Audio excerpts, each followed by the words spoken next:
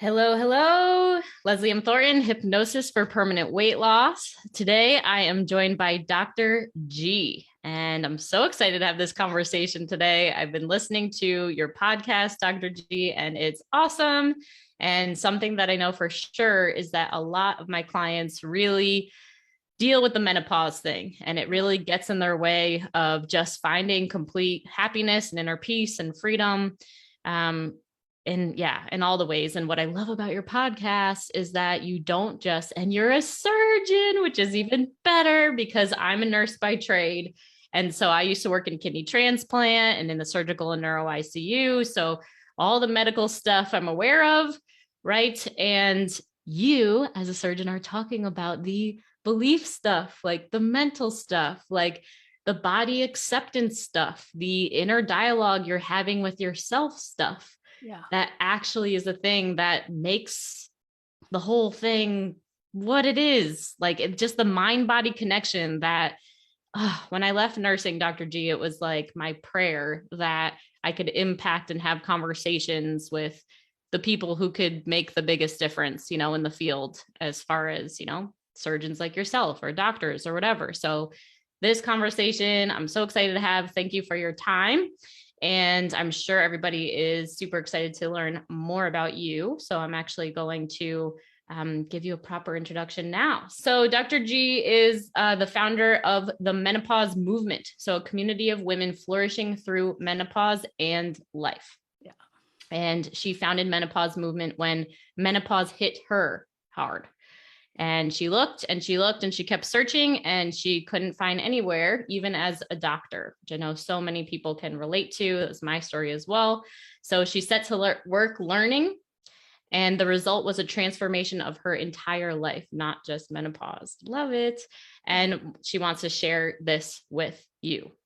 So because of it, she knows that anybody can do it. And she wrote Managing Menopause, the ultimate menopause guidebook to help guide women just like you and me through the menopausal years.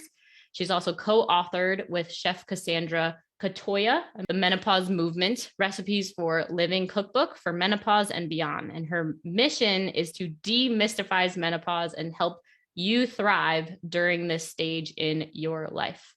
She has a podcast, which is awesome. Highly recommend it. The Menopause Movement Podcast, and is also at menopausemovement.com. So Dr. G, welcome. Thank you again for being here. And glad we can help everybody and in talking about something that really matters to people. So would love to hear a little bit more details, as I know it's going to resonate with my audience who are going through menopause or have already, or even early menopause. I have a lot of people say that as well.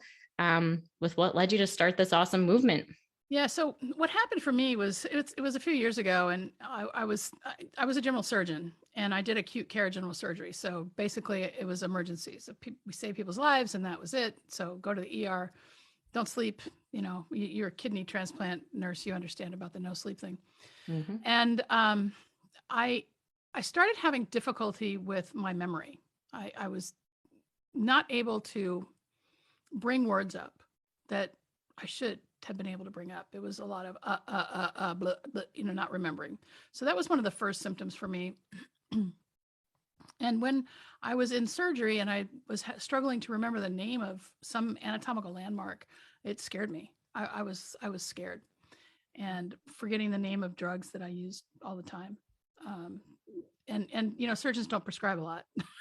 We prescribe pain medicine, we prescribe antibiotics primarily, right? So it was really frustrating for me to have some of those cognitive problems, and I thought something was wrong. I thought it was dementia, and I started doing some research, and I started getting hot flashes, and the one that was one of the first symptoms for me was hot flashes, and I've always been somebody who blushes. I blush a lot. I'm really fair. I blush.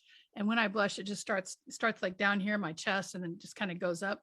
And I noticed this was happening when I wasn't embarrassed. I said, oh, this must be a hot flash. And then the kicker was I gained about 50 pounds, and it really came on fast. And I didn't change my diet. I didn't change my exercise. I didn't change anything. And I was like, wow, something's really off here. And so I have access to a lot of doctors, and I started asking my friends, like, what's going on? What's happening? And well, you just got to suffer through it. And that pissed me off. That really, it just pissed me off because, if this happened to men, there would be some sort of a solution for it. And I got really angry about it. And I said, well, can I cuss? Is it okay if I cuss? Yes, go Okay, for it. great. We didn't used to, and lately I've just been starting to let it happen. So let her rip. So I'm really, so I just want to make sure, but, I was really like, fuck that. I've got to figure this out. And so, I started with Google, and actually what I was looking for was a course, because I'm a lifelong learner. And I was like, there's gotta be a course about menopause that I can just take. And then I can learn all the basics and then, how to eat, how to move, and then what kind of things I have to change in my life to make it so much more manageable. And there was nothing. So I was like, okay. So I spent a bunch of years actually studying and applying stuff to myself. I read scholarly articles.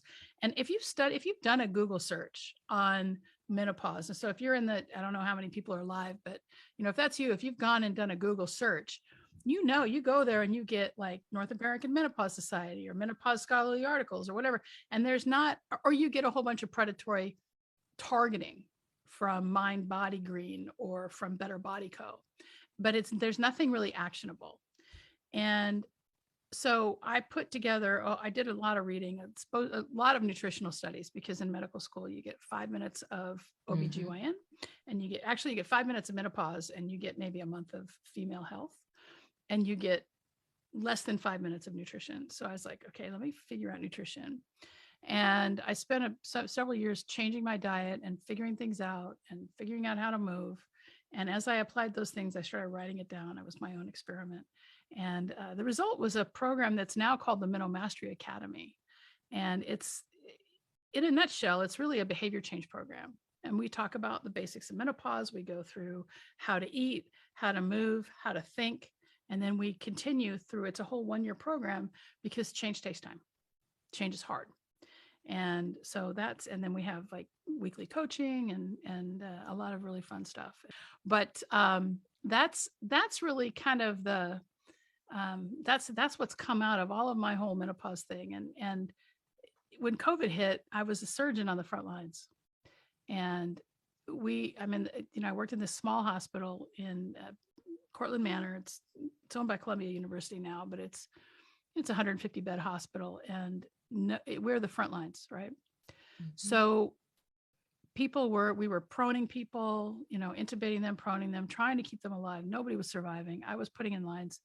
There was a time I put in 6 lines in an hour for people in failure. So kidney failure or liver failure, whatever kind of failure. And I looked at my life. I said, this is not the life I want. I want to sleep at night. I want to be able to exercise when I want. And I quit. I had grown my surgical practice. I had a multi-million-dollar surgical practice. I'd grown it to 5 surgeons, and I realized I hated it. I just had created a gilded cage. And so menopause was this time for me to really look at my life. And so while menopause may be something where we put on a lot of weight and we start to, question like our relationships, and we get super moody and things like that, I think the biggest opportunity in menopause is to just reevaluate. And for me, I had an existential crisis during menopause. Before menopause, I wasn't spiritual. I found a spiritual practice. I found a spiritual, so it was just a real rebirth for me. Wow. Oh my gosh. Dr. G, that's huge. That's a big deal. And thank you for, all of your years of doing the surgical practice, and like, I'm sorry that happened, because I can't even, like when you were talking about putting 5 lines in an hour, it's like, that's terrifying.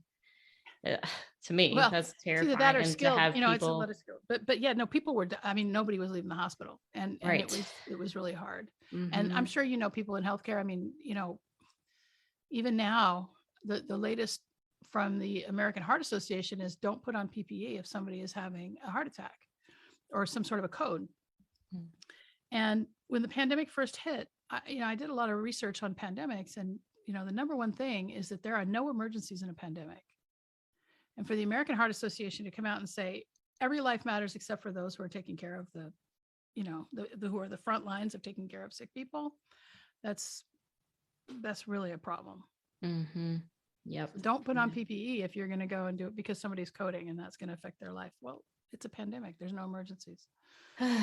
Absolutely. Anyway, Well, no, sorry, I got off topic. 100%. No, it's all part of it because most all of my clientele, I mean, I just have enrolled 2 nurses in the last, I think, 4 days, who are, one's in the ER and, one's doing home care and one's, doing different stuff. But it's just, what's happening right now is yeah, just so hard on them. And I think, it brings to the forefront a problem that I saw even when I was still practicing, 2015 and before, is the fact that the healthcare providers are always putting ourselves last. Like so often we are the caretakers, we've always been that way with our families, or, we're the emotional rock for the family. And right. And all my clients, they have, great professional lives and they've built themselves all the way up to, whatever that they're doing.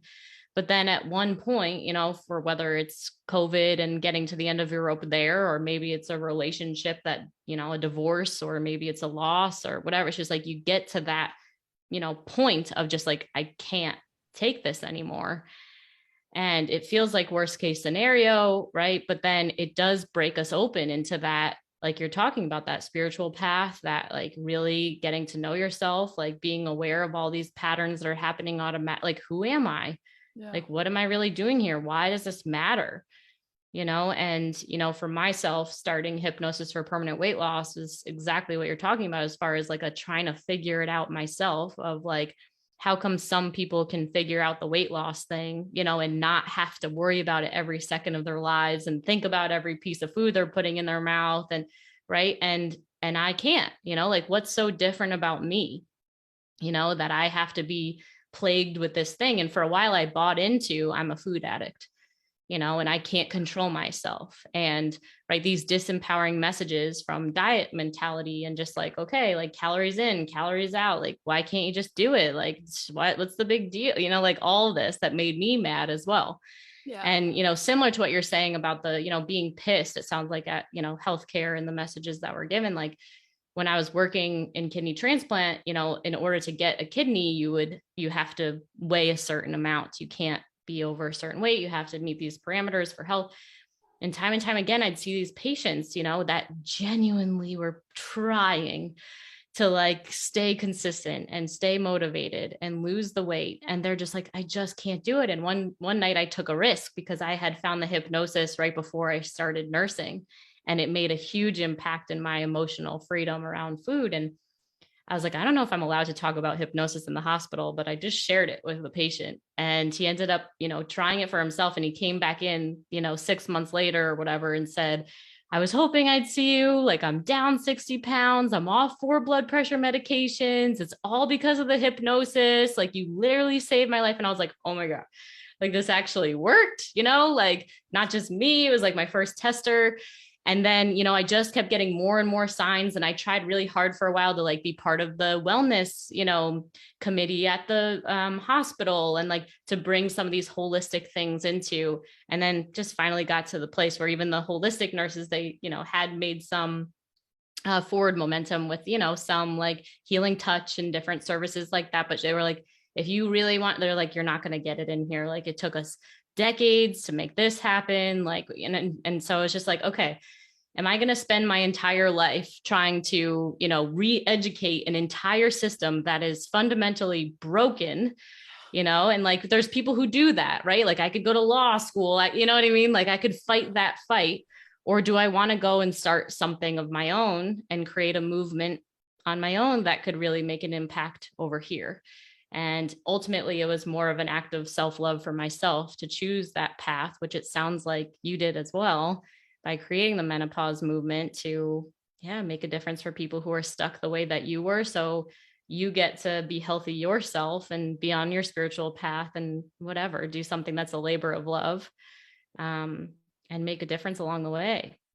Yeah, it's, there's so much there. And I think that,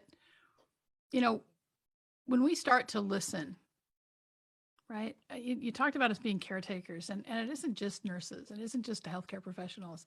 It's women. It's women in America primarily. I mean, I only know about living in America, but I do know that we live in a patriarchy. And there's not a whole lot we can do about that. And the patriarchy came because of written language. And if you want to read about it, if you want to see the whole history of it, there's a great book called The Alphabet versus the Goddess. And that book, have you read that book? No, I haven't, but it sounds awesome just by the title. Yeah. So that book is all about the fact that before written language, all gods were female. And as written language, we started using the left brain. As written language evolved and became something, all the male gods massacred the female gods. And we just went into kind of a left brain overload. And it's almost like we're shifting back. It's kind of like this era of the feminine is coming in with this pandemic and stuff like that. But it's really important to remember that, in my family, and there's probably a lot of women in who are listening in here who can relate to this, that I was the only girl in my family other than my mother.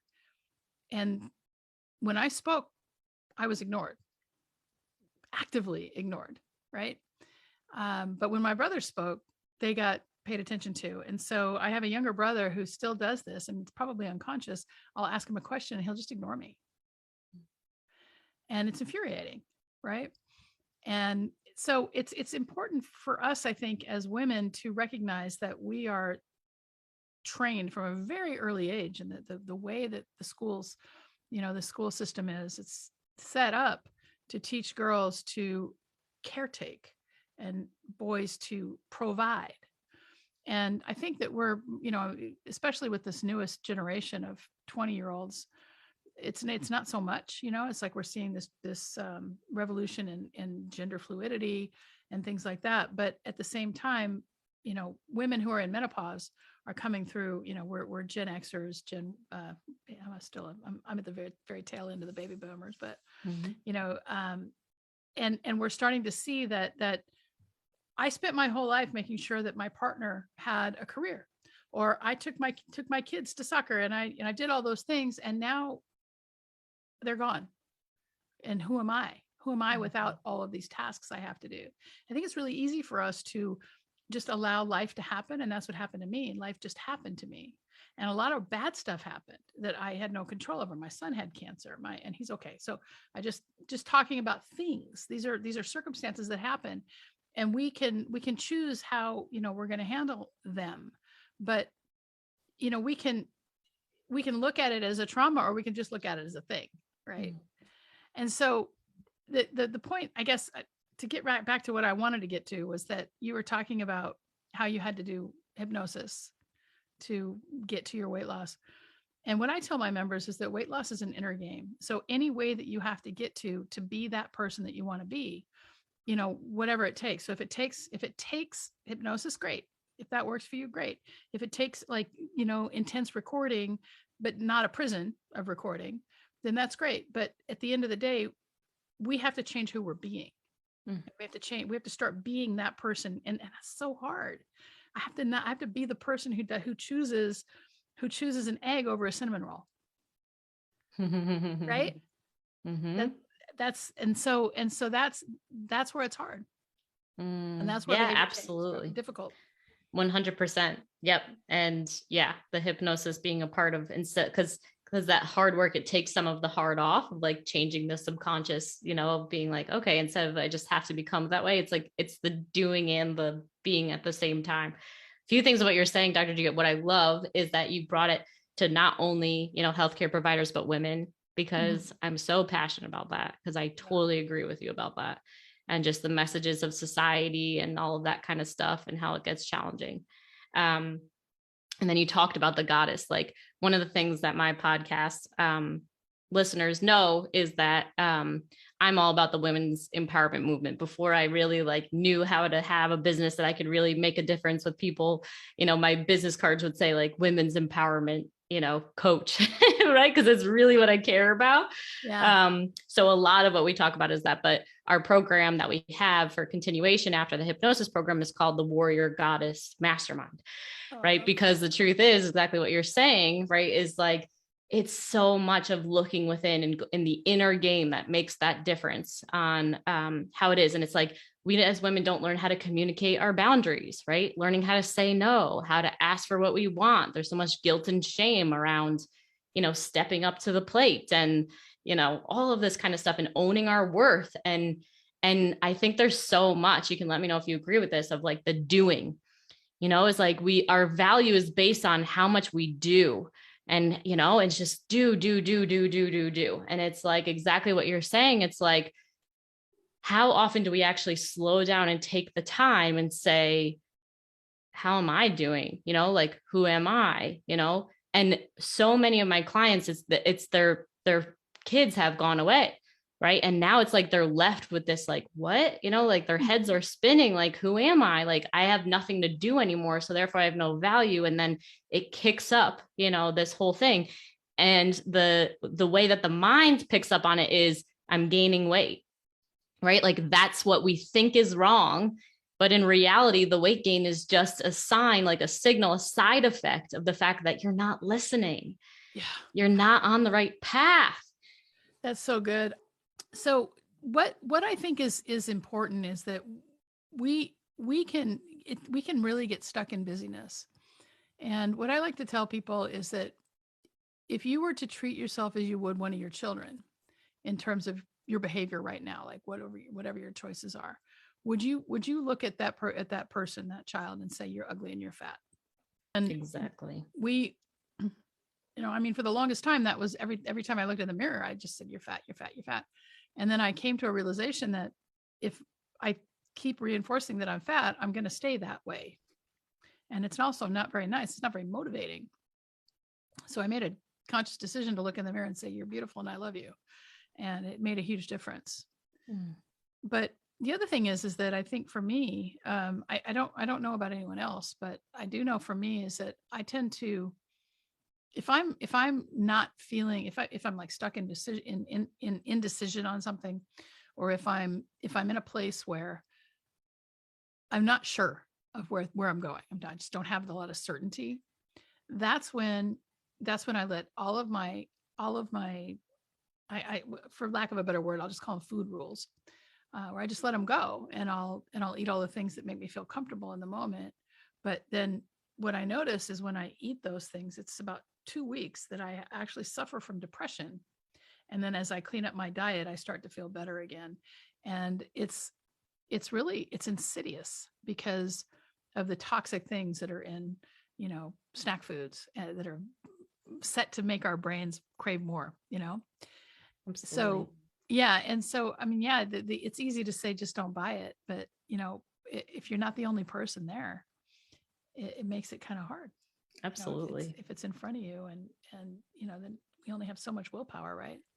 Yeah. And that comes to the conversation of what comes first, the chicken or the egg. Cause it's like, we can know, right, from all the different things that we've tried, for myself, I did no sugar, no flour, no snacking, no, weighed and measured all my meals for 3 years in a row, so I know exactly what it feels like to not have that stuff in my brain and my body. I know that.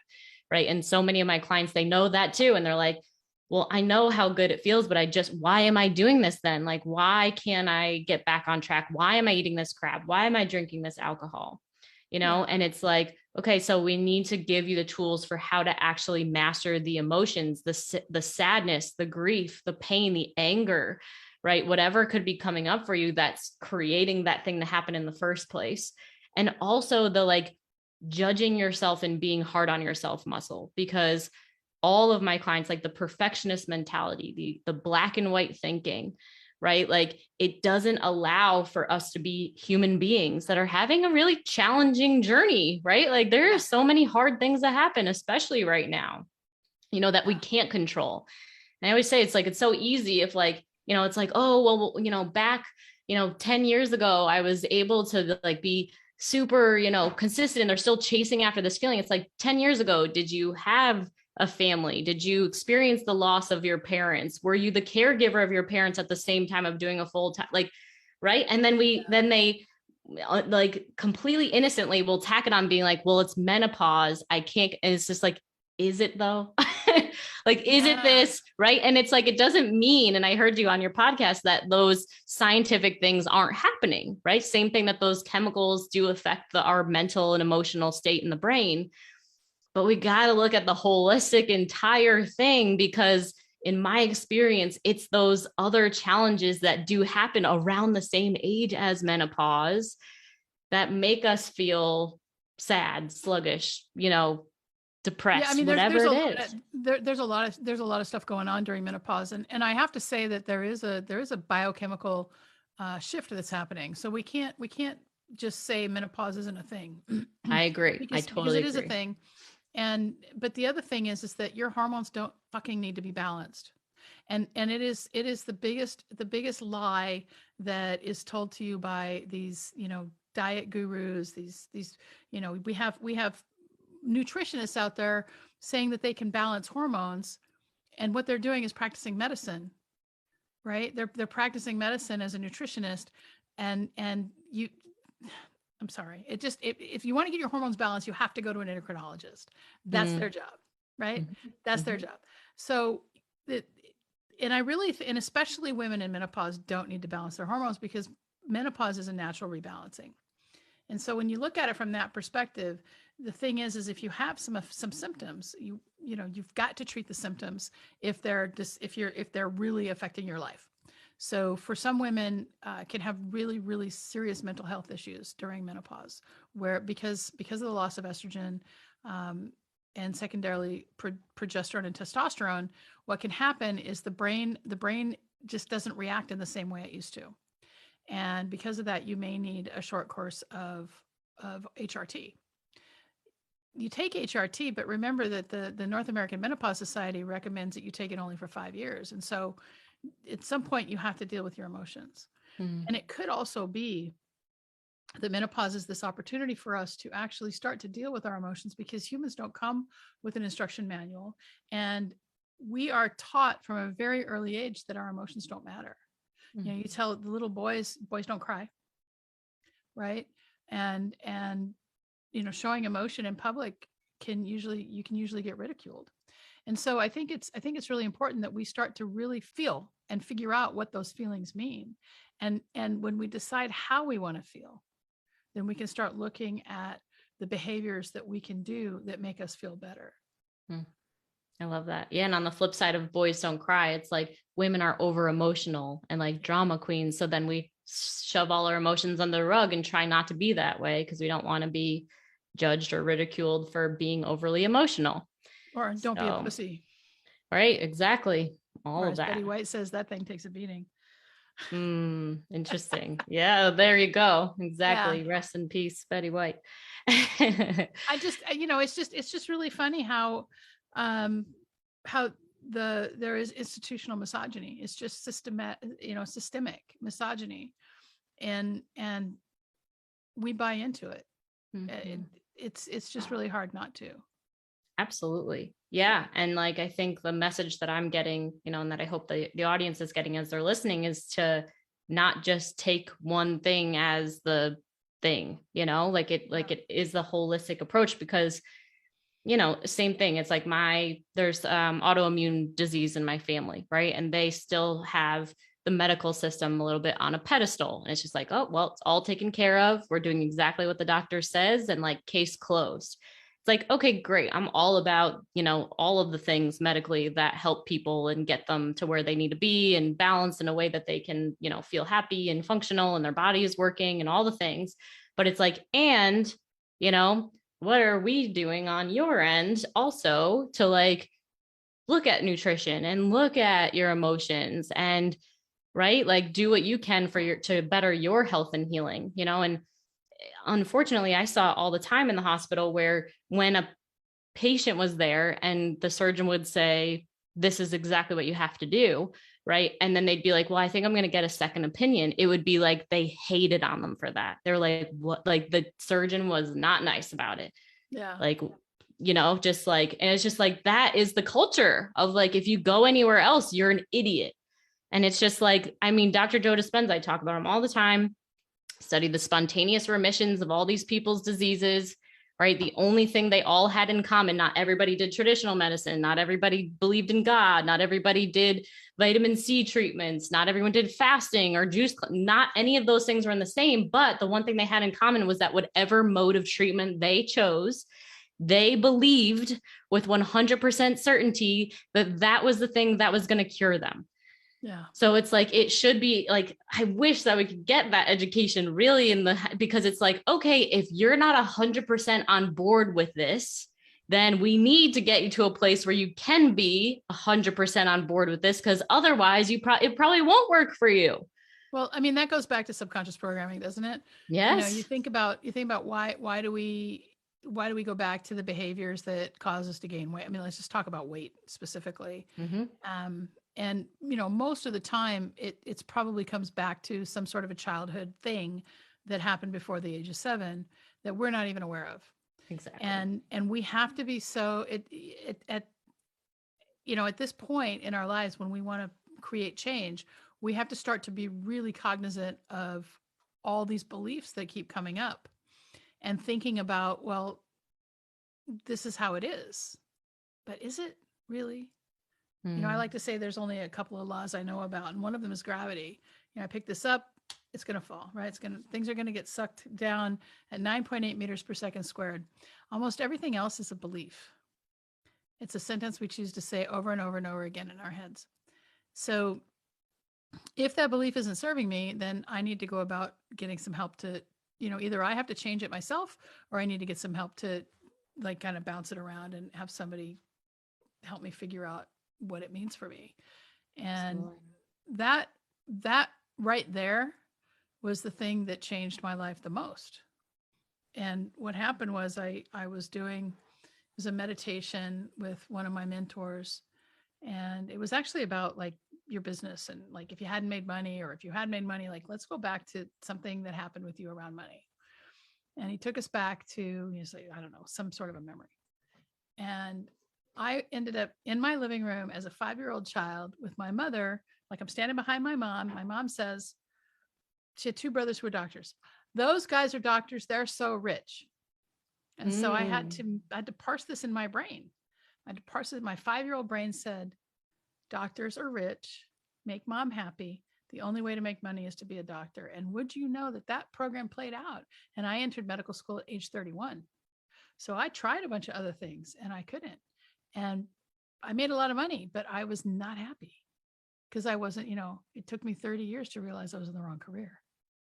That's exactly it. That's exactly it. Yep. And it's just like, and that's our biggest indicator of the fact that there's a belief that's running the bus, is we feel awful doing it. We're not happy. Right. And it's just like, and there's the distinction between, not happy and like, this is just inner work that I need to do to support myself to keep going. Or is it like, not happy? No, you're actually completely on the wrong path, right? Like, you're following mom's dream. Like, you're just still trying to please mom, make her happy, get the approval of that, versus what about your dream? Like, what do you want to do?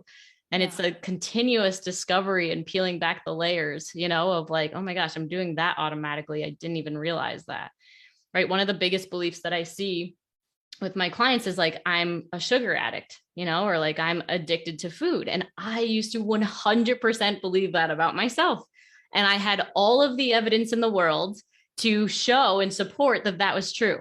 Every time that I started eating sugar, I wouldn't be able to stop, right? Like, every time, like, all my behaviors were like weird things, right? Sneak eating, hiding wrappers, like all these weird things. I'm successful on paper and I'm doing these odd behaviors, And so, but getting to my clients to get like, the reason why you're out of control, you're binging, you're purging, is because you have a belief that you can't control yourself.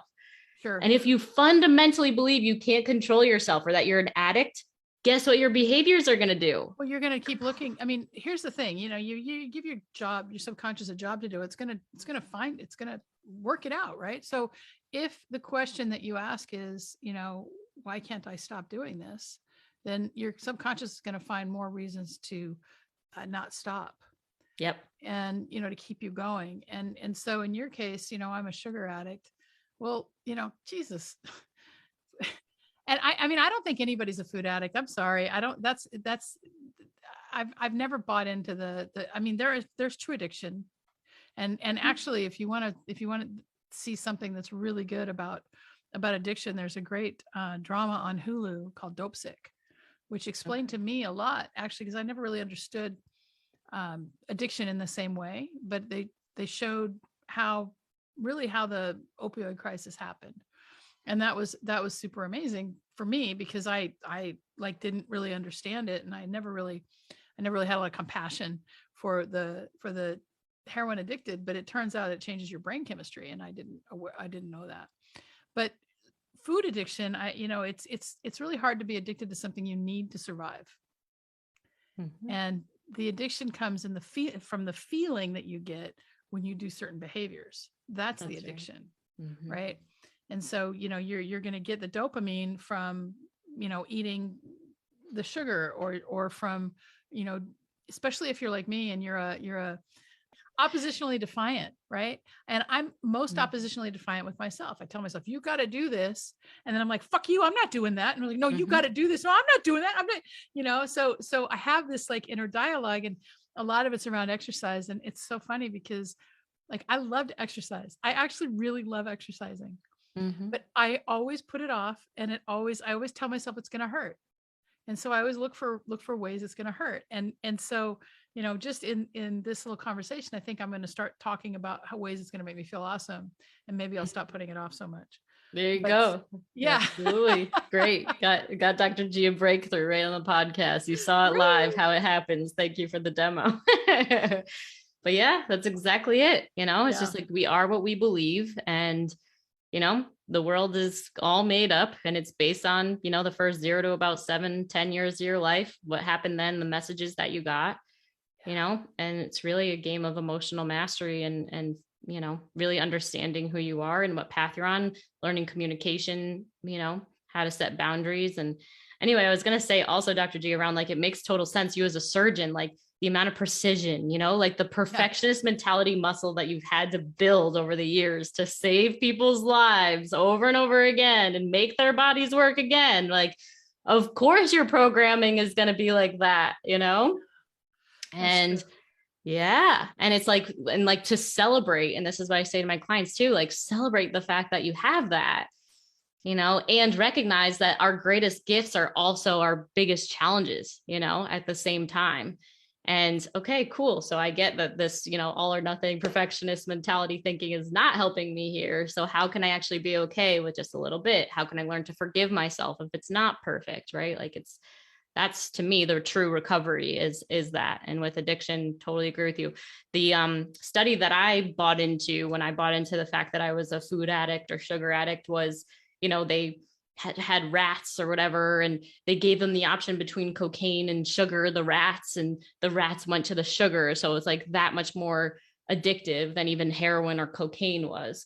But what they studied didn't say was that they like gave them a taste of sugar for like, or their whole lives were like on sugar training, and then they took it away for such a long time.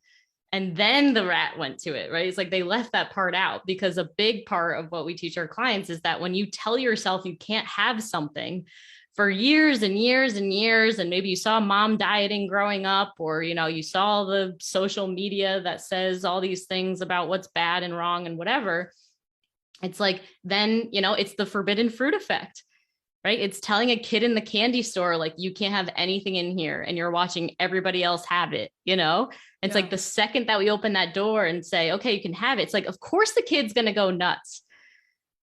Right. So it's like really just, it just makes me so mad that like these research studies, and are like putting these messages that just, it made me not be able to trust myself.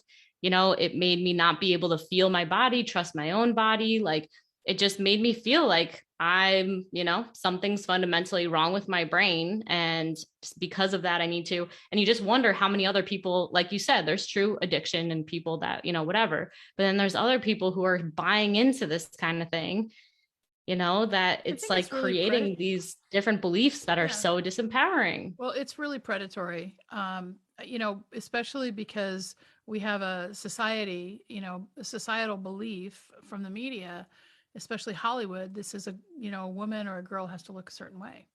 And we are not all that way, and not everybody can eat in a way that is going to let them look shredded all the time. That's hard. That's hard to eat like that, because that means that, you've got to pretty much always be in a calorie deficit, and, that's hard. Right. And if you're like me and you really enjoy food, I mean, part of I travel all over the world. I've eaten at the best restaurants in the world. And if I can't have that, then, for me, it's not kind of not worth it. Right.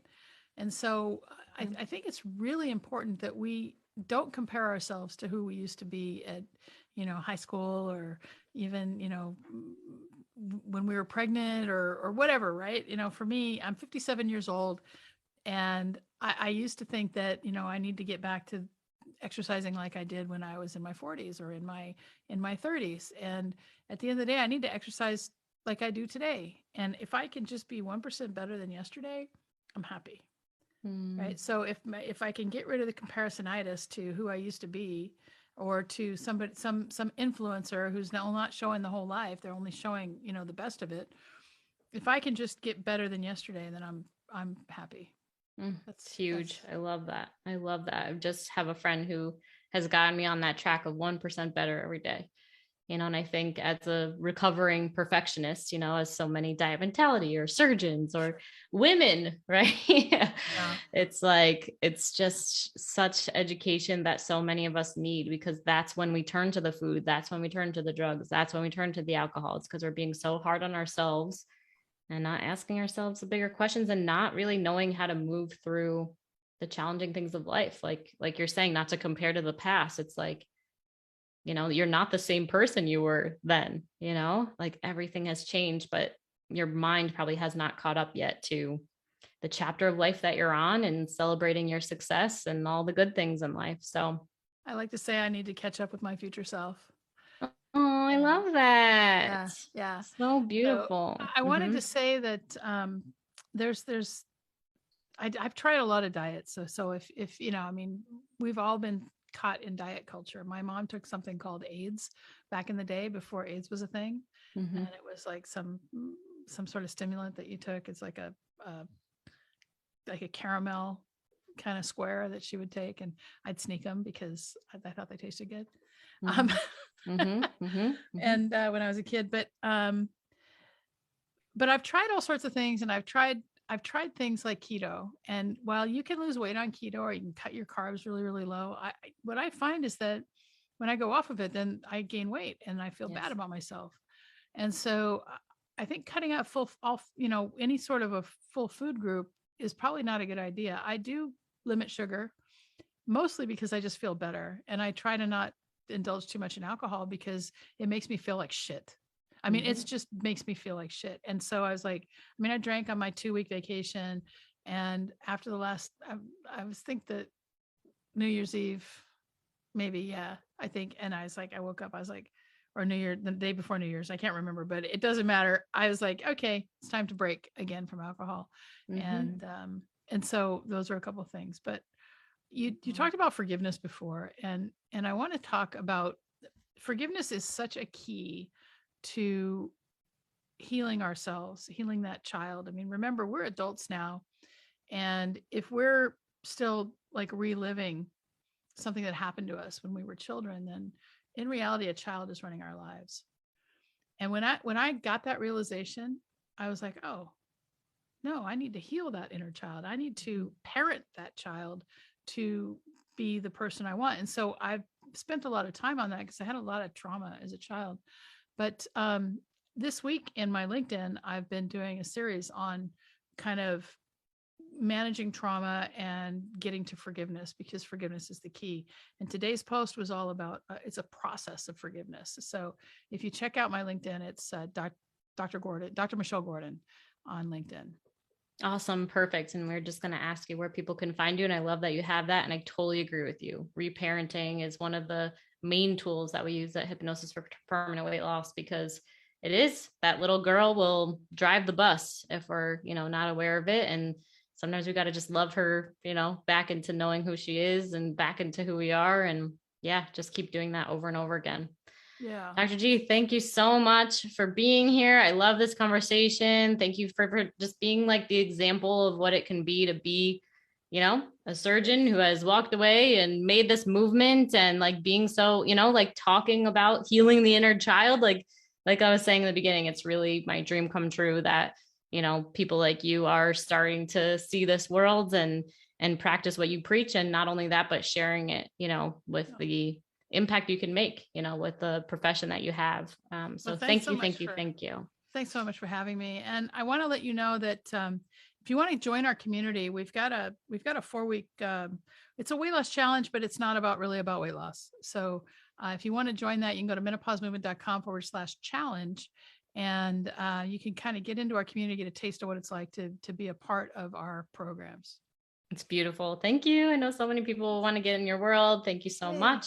Awesome. And we have so many things in common, and I just appreciate the conversation. So all of you listening, go check out Dr. G. And Thanks for so those much. of you who are ready to get started on your hypnosis for permanent weight loss journey, you know where to find us, and we'll see you next week. Thank you so much. Thanks so much.